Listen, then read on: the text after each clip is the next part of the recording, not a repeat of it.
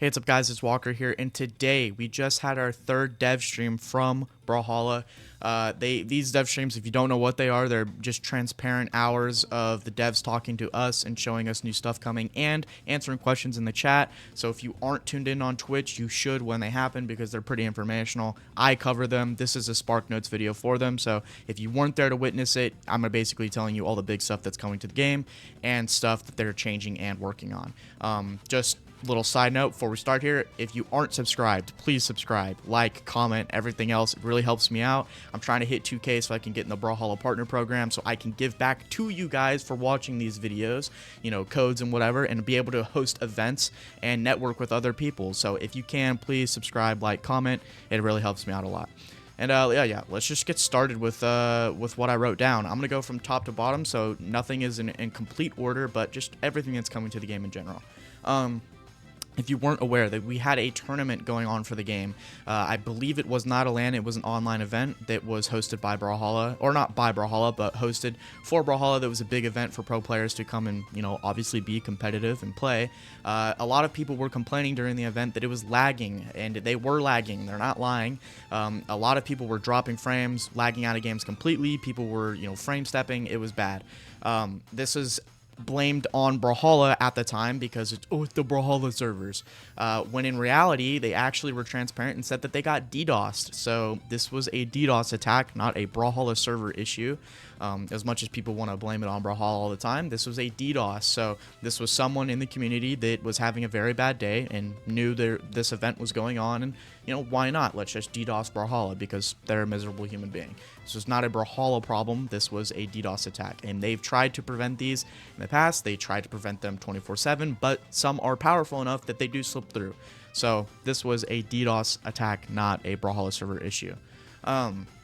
The next change that they were talking about is everyone knows that once you hit level 100 on a character, you can have your name changed to a yellow, like golden hue color once you hit level 100 on a legend. They are thinking about implementing other colors into the game that would change this name, so as long as that they are as important as something like a character being level 100. A character being level 100 requires easily over 500 hours on a character, or I think it's like the real math is like 400 something to be realistic. So they have to be as important as that for them to implement it, but they aren't against doing it. So this is definitely coming in the future, because why wouldn't they? Because they could definitely still sell these too, and you know, why wouldn't they want money? So this is definitely coming to the game. It just has to be for something as important as on the level as level 100 on a legend. The next thing I have on the list is double XP and double coins have no plan currently to come back until Christmas time. This is pretty unfortunate because I feel like if players know that this event's going on, for big events, like I don't know why this wouldn't be going on while BCX is happening or the Halloween event, which is kind of crazy. These events are for people who don't have all the legends, don't have the legends all pack, and want to grind out all the new legends that they can, that they don't have, or grind for colors or levels just in general. I don't know why this isn't coming back in every event that we have. It gives an incentive for people to play, especially new players who don't have every legend and want to continue to play the game without, you know, grinding every match and only getting 30 coins when a legend costs 5,000 to 7,000. Yeah, don't know why we're not doing that earlier, but they said that it's, you know, most likely not coming back until Christmas. Another thing with events is they were asking what they could do to spice up events or make them more, give more incentive to play during these times. And a lot of people in chat, including me and other creators, I'm going to show up on the screen, we were wanting map assets changes. So that means, like, if it's a Christmas time event, we want snow on the stage, or snow to be falling, or I don't know, that one's a little much, but like snowmen, maps to basically be changed by the event they're in. Like Halloween, why don't we get a spooky filter or a night version of a lot of the daytime maps? Those would be really helpful for people to just engage with the game at a longer level, I guess, because it's you feel like you're actually in the time of the event, like Halloween. And they said that they actually don't think they're going to be doing this because people complain. I disagree with this claim entirely, and I think the only people complaining are pro players because it's a small little minute detail that they can blame on the game to make up for an excuse for them just being bad at it or losing to a player that they don't think they should have lost to entirely. Not saying pro players are bad, but of course they're going to be, looking at the game on a finer, detail level. And as if they weren't already, babied enough by the blurring of the beautiful art backgrounds, now they also are preventing the map from changing at all to, give a breath of fresh air for all of the other players in the game. So that's my little opinion there. And if you don't know, I am probably the leader in the rebellion for CrewBattle's permanent 3v3 ranked queue. I lead this charge. I am a firm believer that it needs to exist, and I am pretty sure that there is no way it is existing now. Photo basically just shot my dreams down completely, saying that he elaborated on what they said last time about it, how I covered it last time. They said that there was a direct inverse correlation to the people queuing 1v1s and the people queuing CrewBattle 3v3s. And I think the disconnect comes from how he said it. He said that it's just a bunch of 1v1 players wanting to take turns fighting. That is not why people play CrewBattle, Foda. If you're watching this video or listening, that is not why people play CrewBattle. CrewBattle is entirely competitive. It is less hectic and more ordered than a 3v3 or a 2v2.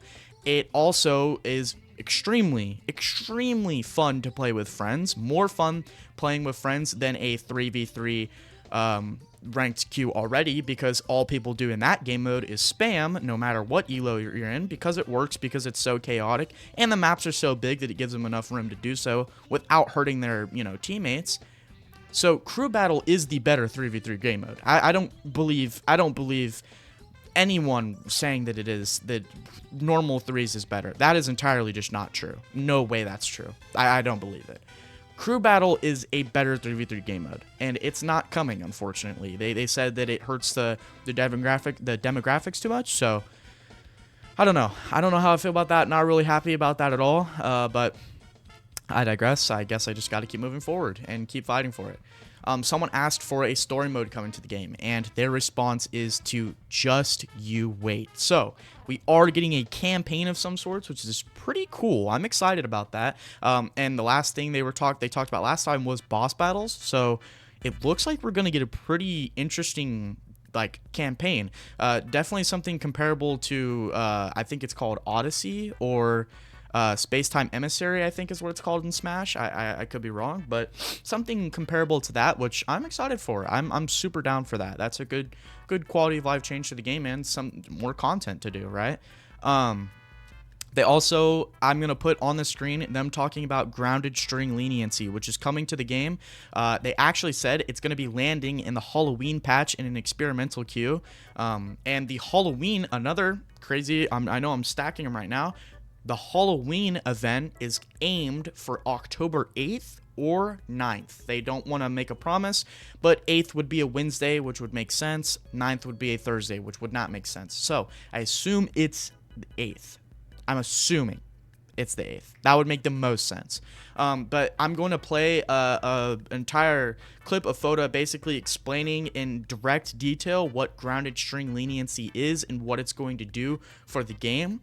So you can make your own opinions on exactly what this means. I am not going to say anything else on it, because he basically explains everything right now. I'm going to put it up on the screen. So the idea with this is that when you punish a dodge, like you totally read their dodge, you knew exactly when they were going to dodge, and you caught them right as they finished their dodge, and now you hit them, you've earned a full 3 seconds of dodge punishment, of being able to do strings that have dodge windows in them, small dodge windows in them, um, and still be able to do it. Like Gauntlet, here's a great example, is like Gauntlet's Sidelight Nair. Sidelight Nair is not a true combo. You know, it kind of works at low levels when people aren't like dodging and stuff. But eventually, everybody starts dodging out of Gauntlet, Sidelight Nair. Um, but with this, it would be like if you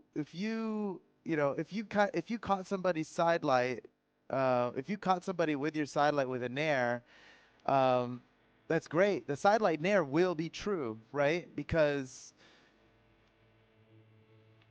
they're in the air. But when you throw them to the ground, um, there's a solid chance that they're going to get their grounded dodge cooldown back, even though you're about to follow up with another attack, and so they'll be able to dodge out of your combo sooner. Um, and so the idea with this, the goal of the feature is to allow all weapons to get their full, well-earned 3 seconds of a dodge read punish. Um, no matter what weapon it is, even even if it's a weapon that kind of puts you into the ground. So let me show this. Let me show this. Let's have him react to dodge. So this is the bot here is trying to dodge as early as possible. It's always going to dodge when it can. So I can do something like if I punish his dodge. Hold on. I'm bad. Hold on. I'm bad. Wait. Hold on. I'm bad. Oh my god, I'm so bad. See how much punishment I got to get before he was able to dodge again, even though Okay, after that, we have Guilds. Guilds is aimed for early November, and it will be on all plats. I don't know why people were concerned about that entirely, but yeah, Guilds is aimed for early November, which is great. That is this year. And I think that, I need to say this as well.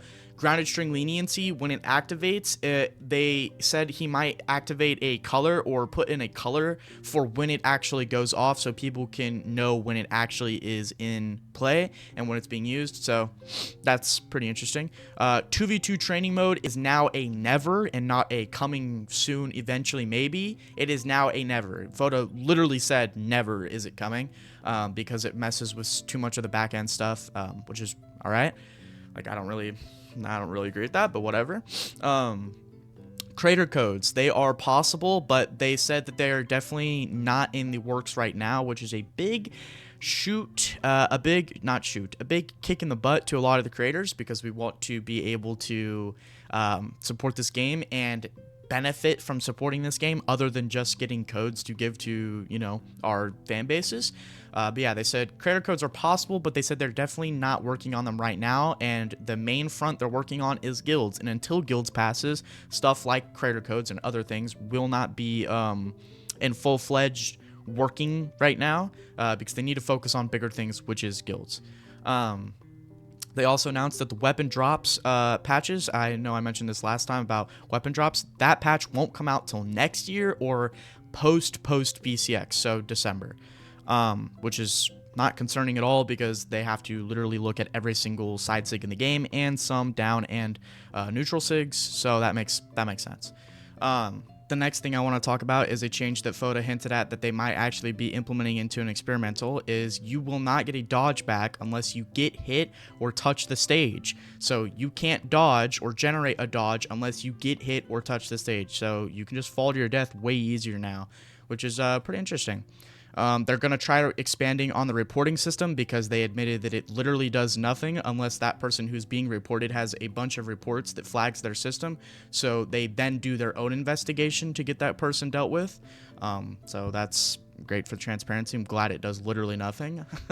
The next thing is voice chat. Voice chat is never coming. They said that voice chat in a fighting game only leads to, disaster and bad results, which I understand. I would like voice chat because I think it'd give us content. It'd be funny, playing against people and seeing people in queue that we know. So yeah, voice chat is never coming, unfortunately, which really blows.